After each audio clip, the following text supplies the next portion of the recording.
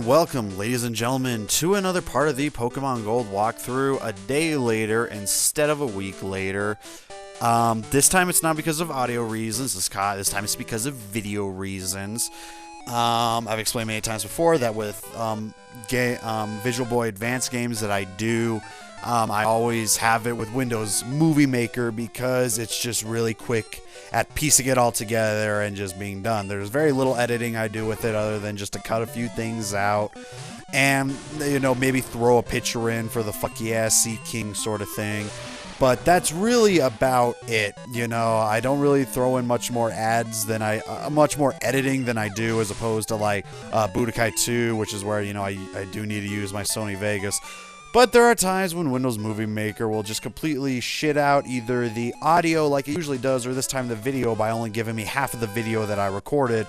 And no matter how many times I try and re-upload it, it just doesn't do anything. Rather unfortunate, but it's whatever. You know, you just gotta do what you gotta do. But again, instead of waiting a whole week to do it, this time I figured, you know what, instead I'm gonna go ahead and do it. Or, I'm losing my train of thought here. Doing it a day later on a Friday and then uploading Budokai 2 on a Saturday, you know, just to make sure that, you know, that I'm not just uploading 2 videos every single week. There's a lot of other games I'd really like to get to, but because I've only been uploading one part of each game every single week instead of 2 parts every single week, it's kind of throwing me back a little bit. And unfortunately, because I'm doing it, because, you know, the video shit out of me. Oh, you gotta be fucking kidding me. Okay, well, you know what, fuck it. Yeah, I'm just not even gonna worry about it.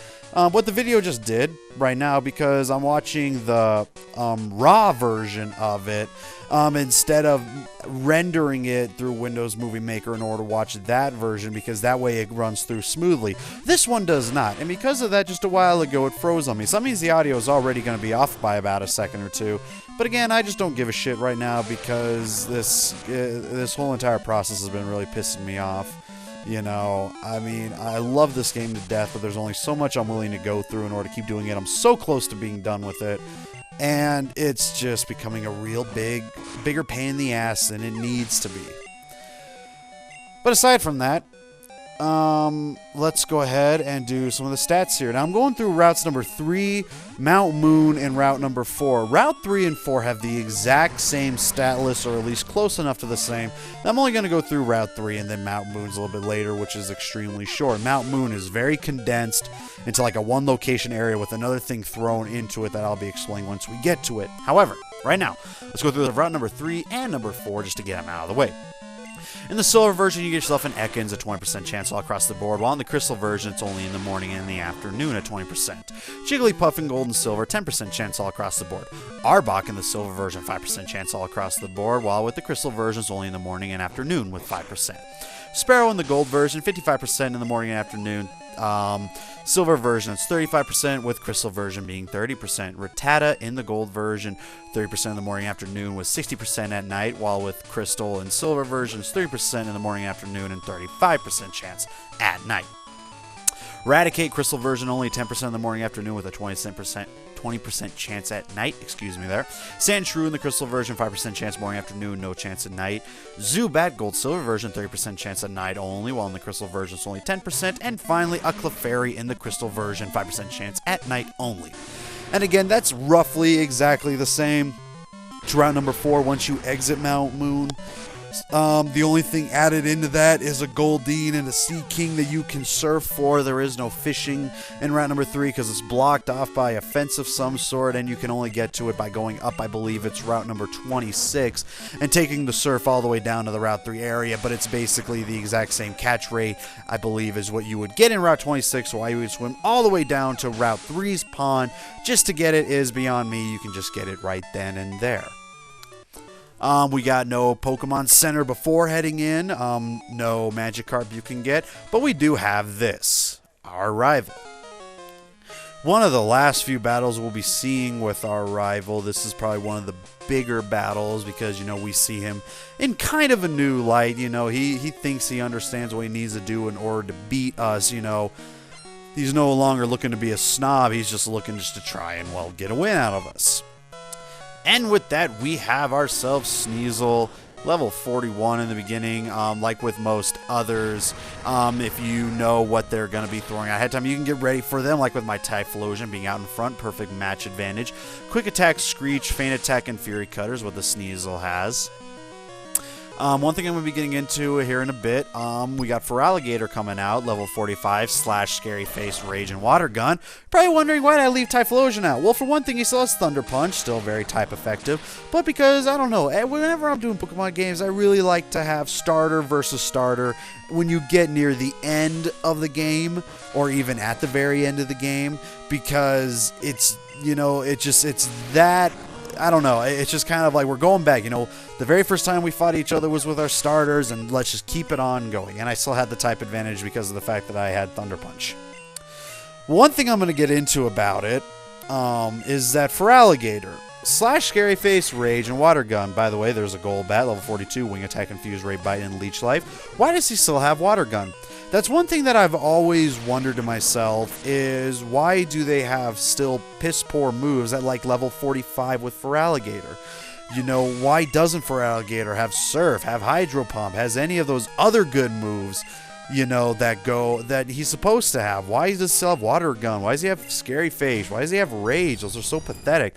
Magneton, Sonic Boom, Thunder Wave, Thunder Shock, and Swift. Again, Magneton, Thunder Shock. Can you give him Thunder by about this point? Why does he still have Swift? Why can't you give him a better move? You know, why do they give the AI rivals such terrible moves? Even in Generation 1, they had a really bad moveset, and I just could never figure out why that is. Why can't they give him a better moveset? Why not make it a little tougher on us?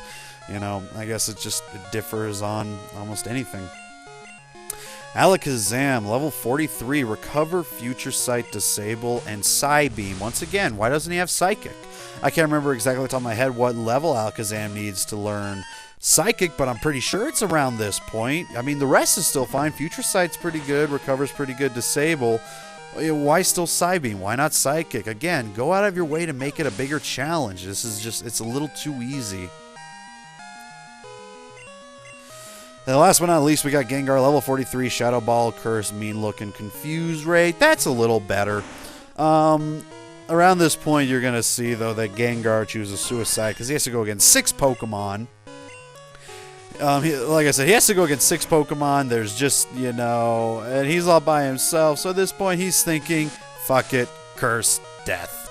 You know, he just committed suicide right there. He's like, no, I'm not going to put myself through with this. It's not worth it. Blech. I don't know. I personally thought it was a little funny. I don't know if anyone else did, but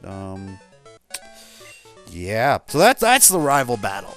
Now, while we're in Mount Moon, let's go ahead and get the stat out of the way really quick because it's really short.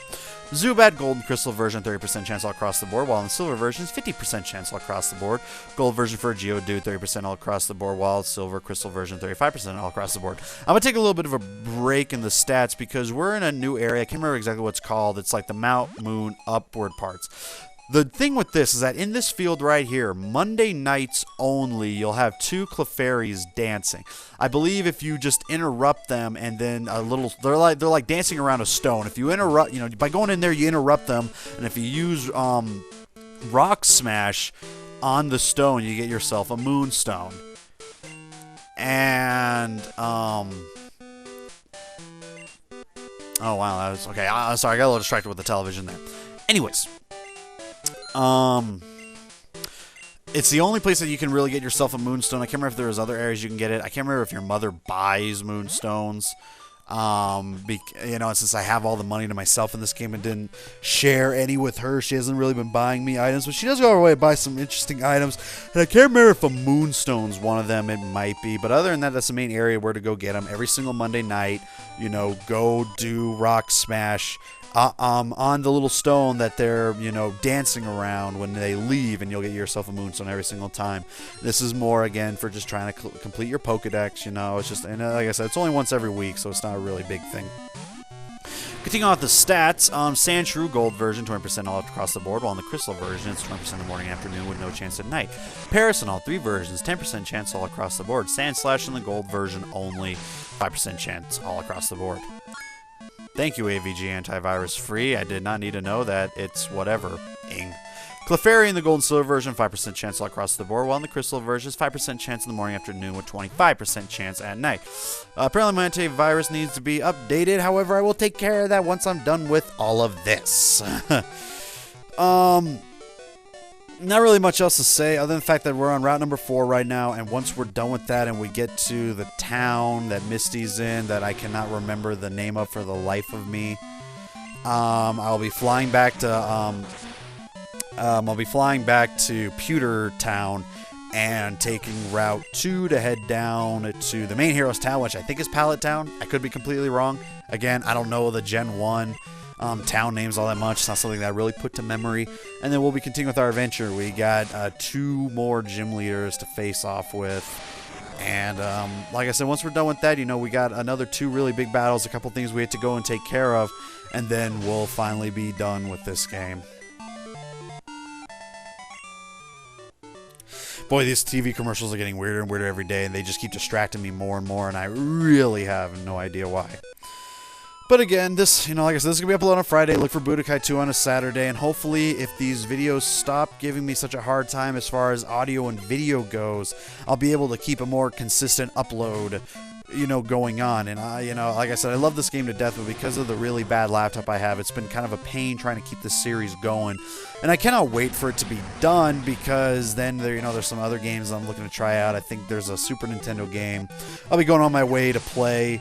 I can't remember what the other one is that I'm planning on doing, but, you know, when I was doing, you know, I had my little issues with the Super Nintendo and doing Metroid, Super Metroid, the 24% run, but I think I've found good ways around that won't give me as much trouble as this has been giving me, but we'll see. You really never know. But the biggest reason why I probably won't give me that much of a problem is that I'll be doing live audio with it. Because again, this is really, you know, doing Visual Boy Advance with live audio with this slow of a computer is really bad. You know, then my audio jumps up, like, can easily go up to like 10 minutes ahead of where I'm at. With the Super, you know, with the ZSNES emulator that I have, you know, it doesn't do that nearly as bad, so I'm capable of going out of my way to do that. So, you know, that'll be one thing I'll be looking to do. But as we're finishing with route number 4, that is going to be the end of the video once we fly back to Pewter City. And, you know, I'll be seeing you guys next time, hopefully on a Monday and as well a Thursday, but we never know. We'll find out when it happens. See you guys then.